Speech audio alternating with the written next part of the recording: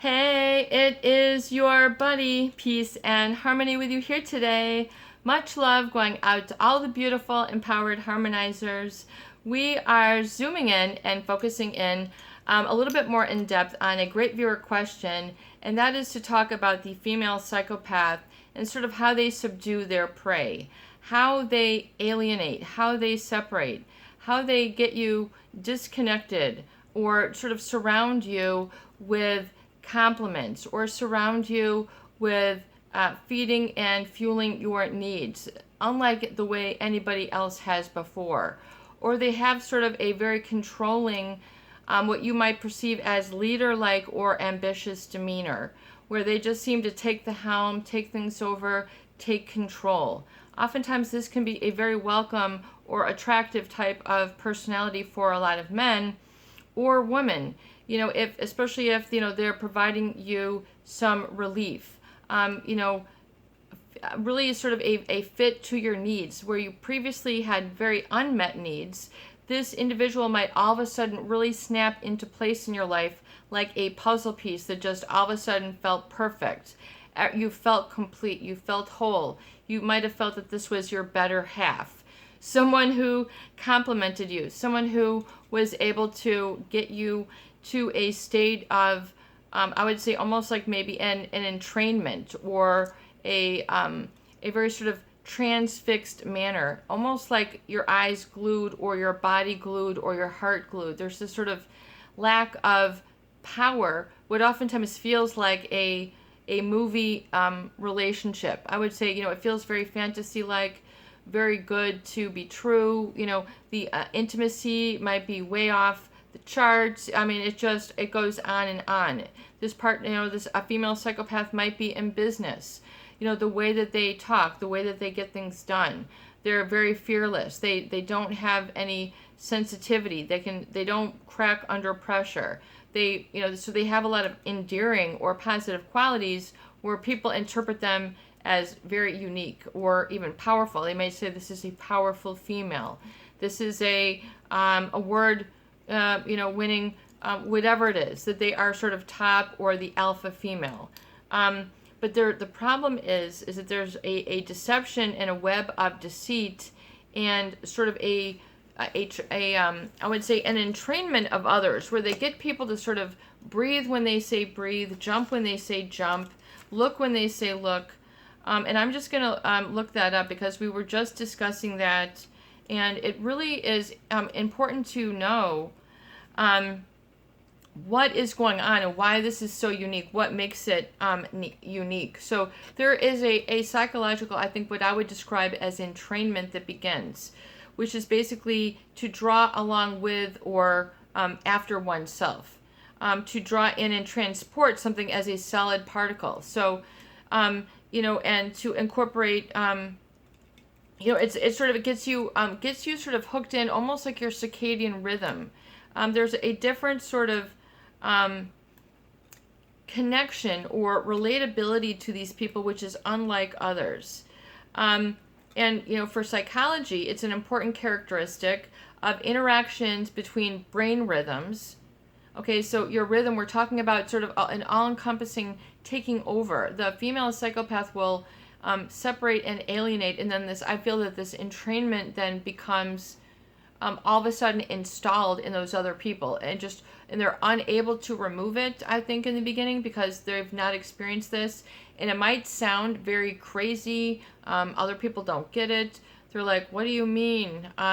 You're affected by this person. They just don't understand how they sort of get you into a corner or do odd behaviors that you have never done before. And it just sort of is almost like they've taken over your steering mechanism. They've taken over the cockpit. They've taken over the driver's seat in your behavior. It's a very strange but a very important thing to understand, and really understand the cause that creates this effect, and it will get better. You'll be able to fully remove yourself from this feeling. But it's important to understand that in psychology, it's It's an effect of brain rhythms and refers to a coupling of two independent oscillatory systems, okay, oscillating, in such a way that their periods of oscillation become related by a virtue of phase alignment. So it's a way that it sort of affects you energetically, almost like maybe like a swing. I just noticed that painting. I need to put up another painting here. We had a viewer who wanted to give a shout out and just like, why don't you do this with your background? And I get it. You know, I try. I just, it's been super busy here at the Peace and Harmony Studios. And so thank you for your input and your inquiry and your feedback. Definitely appreciated.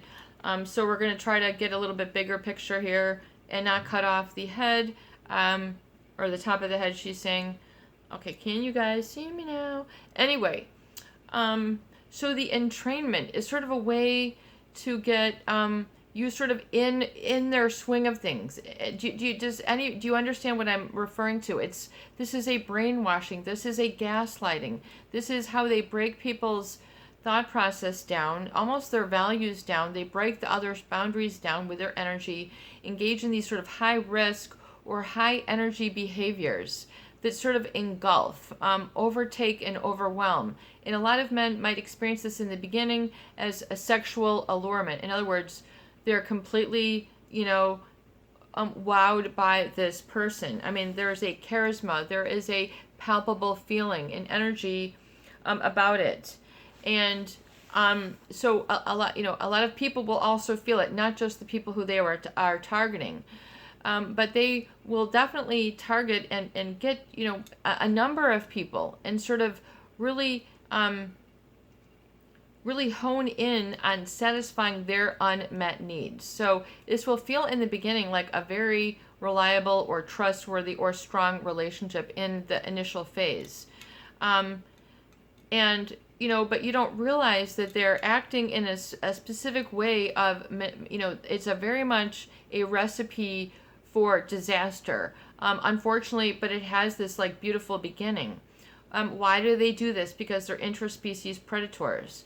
They like to, con. They like to pull things over. They like to see what they can get away with. They just are. I don't want to say righteous, but they will act as if they're endowed, righteous, unquestioned. You'll feel an energy emanating off of them, sometimes, which is very difficult to interact with because it almost feels like it's from another dimension. We're not talking, crazy stuff here. This is just normal, just like when you are in the presence of a priest or, something, or a holy, what you might consider a holy person, how you can feel just a very peaceful, soothing energy. So it's a similar thing, but on the flip side, a very negative, and I would say sometimes a very dark energy that feels like you're almost being hooked and bagged, and causes this sort of transfixed adherence or, allegiance to them, from the Latin trans, which is to fix or fasten and pierce through, to sort of pierce and fix through, so that they sort of have this piercing effect on others, and you might feel that their gaze, they have a piercing gaze, a sort of a look in their eyes, that gets you, feeling a specific way, and then you might then crave that presence, and then this feeling, it becomes like an addiction within. People become addicted, and oftentimes it's a very distracting and a very, I would say, a way, an energy that causes others to behave in ways that is uncharacteristic for them. In other words, they might become very, very hyper aroused, or very sort of paranoid, or feel that something is going on, but they can't just point their finger on it. So they become very sleuth-like, trying to understand something is really off here, and I can't quite identify it, I can't quite put my finger on it. So you just sort of hover in this space where slowly but surely they're still, digging in and sort of creating an entrainment or a way or brain rhythm of thought according to how they want you to think, behave, and feel, as almost like the way a snake will bite and then sort of poison their prey, so for them to become slow so they can eat them. It becomes a it becomes a real situation. It becomes a real trap. Sorry about that. I should have probably gotten a glass. And I am drinking the Diet 7-Up. And the problem also, I would say, in the alienation, the separation, is that I would say the victim. I mean, you literally have been, you have to understand the depth of and the degree to which your physiology, I would say, is affected. Sort of kind of shake that free. You do have to shake that free. That piercing, so, it's kind of, they're mesmerizing, hypnotizing, spellbinding. I mean, you feel this sort of entrancement. People are almost in a trance-like state, I would say, around them, which is very much makes others subject to easy manipulation. Where they're not calling their own shots. They're not seeing their own shots. They're not seeing what they should do. They're just sort of blinded by the light. I mean, they're just, there's just this, a very unique captivation. And for a lot of men, once again, it might feel very comforting. It might feel very soothing. It might feel like, finally a strong woman, or something like that in the beginning, where you had to admire, but then it becomes a forced admiration, or where the checks and balances energetically do not match up, and then you experience this sort of cognitive dissonance because you feel and sense that there's something wrong. You can't quite put your finger on it, but you feel alienated and isolated by the relationship. This is how they work. They sort of will pull you from the pack, and either work whatever it is that they are trying to do to get you to comply with. Whether it's to take care of them, to listen to them, to show that you're under their control, to be their pawn. But ultimately, they do this to for the demise or fall of another. This sort of mesmerizing energy is very difficult, I think, for people to let go of. They feel that this is one of their finer states, and they sort of have lost perspective of life. This, supplants or replaces their own I am, their own. So it's almost like they don't feel like themselves anymore. And then, when it goes through the various stages of devalue and then discard, or you really, what I would say you expose the psychopath. In other words, all the mask has come down. You've seen the cheating, you've seen the lying, you've seen the pathology, you've seen enough. You've heeded the red flags. I mean, you can wave them and have 25-mile-an-hour wind from how strong you are now waving the red flags. I mean, and you didn't think you'd ever find yourself having to do this in your life. I mean, I think that's what it also shocks a lot of people, that they feel that, oh my God, I never thought that this would happen to me. And a lot of people might come close to feeling that they are ruined, that their life is ruined. I mean, they literally have these very horrifying feelings of separation, alienation, and then an inability to carry on independently themselves. They sort of uproot your I am in this process of transfixing, and then replace it with something else that serves them. So it really is like an install. It's really like a mindset install. But people don't realize it, and it becomes all encompassing. I mean, within their whole being. In other words, everything shifts with them energetically, priorities shift, decision-making shifts, behavior. I mean, it becomes a very complete sort of takeover, if you will. But people don't realize it's happening. All they understand, though, is that something is a little bit off here. And so they might then find themselves in a very sort of investigatory phase, where they're trying to make sense of things. And this is very important. People don't really get it. They don't understand where you are at. And once again, it's a very clandestine or hidden nature that they use to sort of get people in their brainwave rhythm, where it becomes, once again, in the beginning, it might be very comfortable, or like, wow, this person is just it. They've got the it factor. I mean, whatever it is you want to call it, the je ne sais quoi, you might not, come across this type of person frequently, and so are like more than willing to stay the course with them and then endure a lot of strange violations, a lot of strange feelings, a lot of sort of what feels like excitement, but then turns into fear, intimidation, and fear of powerlessness. I mean, literally like losing one's power. Like it's just the place has gone dark. And that is very scary to be at that bottom, those rock bottom, or what I would call a very valley moment. Something that's very important to understand about, I would say, the female psychopath is a sort of very secretive, sort of sealed off, airtight nature, which is clandestine. Clandestine is the word that's coming to me. You can tell from my studies, psychology, English, teaching. I'm all about the word, and trying to put words to things that previously didn't have a word, so you can get it and you can have a shared experience here and heal from the very, very depths and core of your being out. So we're working at that core level here, folks. You have to understand that to understand and work yourself through a very, very steep and painful relationship wound from someone who's really really brushed you up and got you really messed up. And don't feel ashamed. I mean, this happens to the best of the best. This is what they do. This is business as normal. You're going to find them in a lot of pockets, or some pockets you didn't know that this would occur.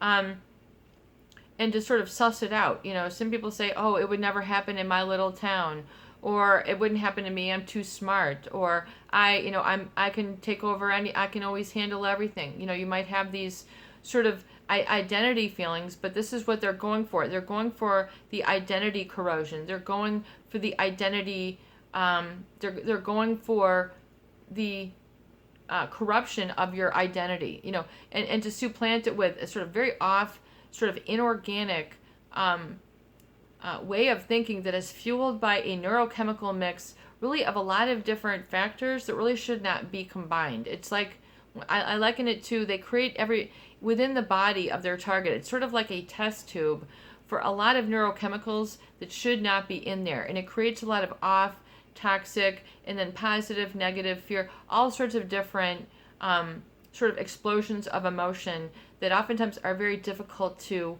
wield and manage. It becomes very unmanageable and very difficult to sort out your feelings, particularly that of being strong and making the right decision and knowing your values and being in touch with your center and your core. So coming back to center, it's very difficult because the psychopath wants to break you off of that center, so they replace it with their center. This might sound like a lot of psychobabble, but for people who have been there, I unequivocally would agree that you will get it. It's a very specific pattern, not often talked about, but we are here to talk about it and get it out in the open. The very sort of clandestine nature of the female psychopath. Clandestine, to be sort of very kept secret. Oh, don't tell anybody about us. Don't tell anybody about what we just did. Hush, hush, shh, shh.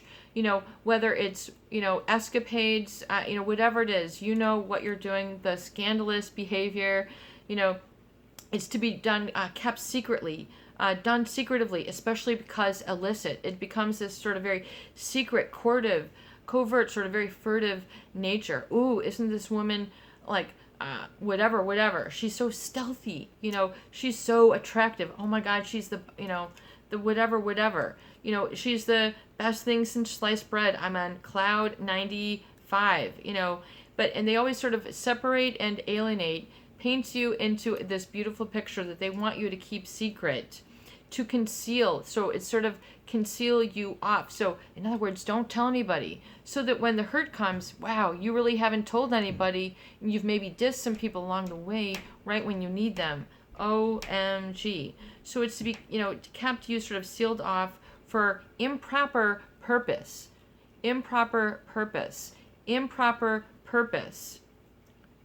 You are put into positions which are not right for you. You're working too much. You're doing things that, make you uncomfortable. You're outdoing yourself. You're going above and beyond. You're going the extra mile for this person. You're, more than helping out. You're more than supportive. I mean, the female psychopath will suck this up. I mean, it'll just drink up all your attention. It will drink it up until you're dry, and then there's this sort of, nothing is content. There's a lack. There is no bottom. The cup ain't even full. After you've given, you expect the cup to be full, and you find that there ain't no cup, there ain't no full, and that this person is just a completely different facade somewhere else in some other relationship, or really, other capacity that they are, eliciting their intra-species predator ways and approaches. It's not it is a very much of a roller coaster, but it's very much like, well, yeah, and it kind of ends with you on your face. It doesn't end with you on your feet. It sort of puts you way off, and then you're like, you can almost feel like, I'm not even on the map anymore. I have to put a pin in it. Where am I? So it becomes very scary for a lot of men, and I'm sure that they don't want to admit it. They don't want to, show their feelings, just put some dirt on it. I mean, there's all this sort of gestalt going on, what Carl Jung would call the collective unconscious of what you feel it is to be a man, and then what, how you should handle such feelings. And they might, turn into anger for you. They might turn into aggression for you. They might turn into hostility. It might turn into apathy. It might turn into depression or learned helplessness, or even worse, hopelessness. Just sort of feeling like you're just, trying to, do the routine, and it's nothing more than mechanical. You don't feel like yourself. So this is an effect. This is like an emotional residue that they will create neurochemically, and sort of all the adrenals, all the fight or flight, all the nervous system, the central nervous system, the parasympathetic nervous system, the sympathetic nervous system, all get sort of primed up for like a very much an engineered chaos. I mean, so much so that the brain itself cannot sort it out because of the inherent, I would say, chaotic connections that are built in the mind of their prey, which they make you out to be prey, which is horrific to feel. I mean, you don't realize it's happening while it's happening. And so, it might be very hush-hush, ooh, I mean, that's exciting. And so, but it becomes very much leading to disaster, where you don't want to be in life. For a lot of men, I think that they find that they thought it was going to be one thing, and it is another. And the fact that these female psychopath does not learn or change, and it becomes even more emblazoned with time. It becomes more entrenched with time. They become very good at what they do, and they will conceal what they do. I mean, they know how to cover up things that you would not even think of. They're just covering, so they are at a different level, and they oftentimes leave people feeling a lack of feeling of comfort in reality. Their reality might be disrupted. They feel that they don't look at things the same way. Will I ever snap back? The good news is, yes, it's going to take a lot of time. Realize that the psychopath, as well as, as long as we're talking about it, the covert malignant narcissist, people also ask, why is it that they're never content? There is no bottom to it.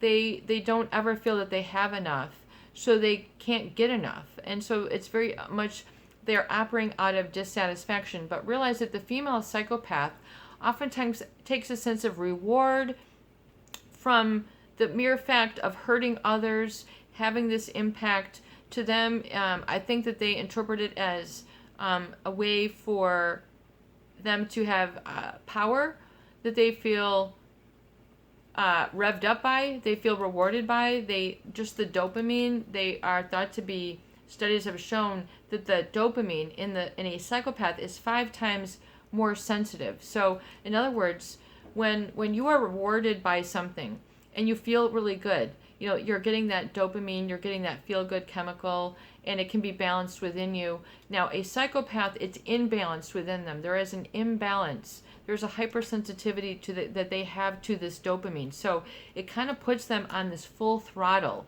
where there's no looking back.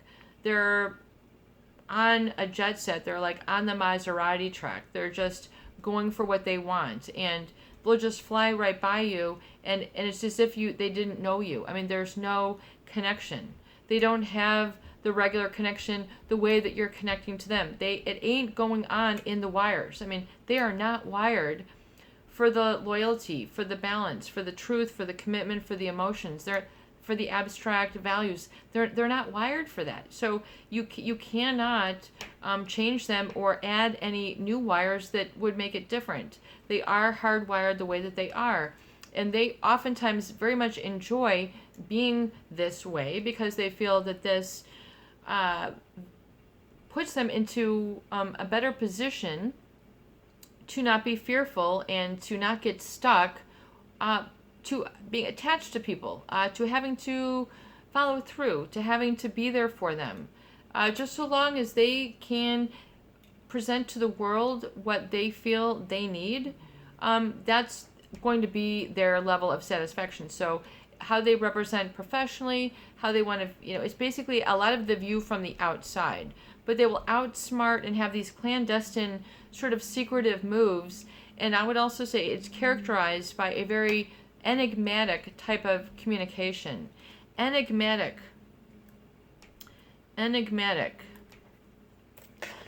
One moment. Enigmatic, sort of being very puzzling. Very, I would say, unlike other people, the way that they communicate. And it might be very hurtful communication as well, meaning very forceful or aggressive, very pointed in their speech. Enigmatic is an adjective. It means it's difficult to interpret. So you can't quite get or understand, sort of mysterious, sort of puzzling. They say things out of context, and definitely things to create sort of a puzzling or mysterious way of communication. And if this is done on the intimacy level, this will drive a lot of men wild. The mystery of it, the hyper arousal, all that disorientation, that sort of oceanic feeling I think that they give to others. Very oceanic, meaning it's just running through their body like a wave, and they feel very numbed out by this, or however you interpret it. You can insert your words there. You felt very committed to. You felt that you could not extract. You felt it was inextricable to your well-being. This might be your savior, your soulmate, whatever you interpreted. Now they might feel like they become like your master. That is not good. Step away from anyone who is trying to engulf you and overwhelm you with a sort of alienation and separation from the pack, and not, sort of brainwash you to feel that you are then addicted to a new way of thinking that they have housed in you only for their own good, not for your support, not for being truthful, honest, and clear. It's so that they can get something, derive something out. This is very scary. This is very, very scary. You can unsuck basically like a suction cup. You have to really pull yourself away and get your energy back, especially that of, all your emotions, and what I would say is resensitize yourself, especially that with which goes through the crown chakra for men. I mean, really aligning with that male energy once again, the divine male energy, that of being the provider, of being strong, of being resolute, of being results oriented, of being simple, A, B, and C, getting black and embracing simplicity about who you are, not the trap that the female psychopath tried to make you who you are, but who you are, protected and all, 100% protected in the internal of your being, because once you expose them, you've disconnected the switch. The garbage disposal ain't working. You can try to flip on the switch and manipulate me, but the gears ain't going to go on. You have to be that detached. They cannot have any sort of lever that connects to you energetically. You have to be like, have you ever seen one of those mesh net domes over the big serving platter? And it's just so the flies can't get in. That's like an energetic layer that you have around you that you have to sort of install and create and embrace and know. That is your I am. That is your personal space, you know, as far as your arms can travel. You know, that is how far your arms extend on either side is how tall you are. So you have to regain that energy within in a peaceful, unpressurized state, as well as the energy that surrounds you, your 8 to 10 feet in all directions, including above and below. You know, all of your, like an energetic sphere of strength and light that you call back into your dominion. You really literally have to call back your empowerment. You literally have to call back your energy and detach it like a suction cup. Get off, you know, you were sucked in.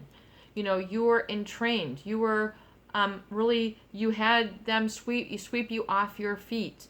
Get back on your feet. Just allow yourself to sit and have your feet planted.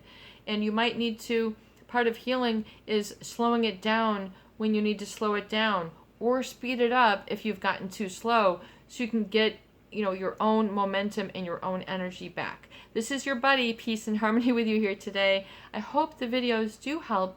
Please share, please subscribe, and for goodness sake, please donate for more great tools, videos, discussion, and support. Peace out. Have a beautiful day, and peace in.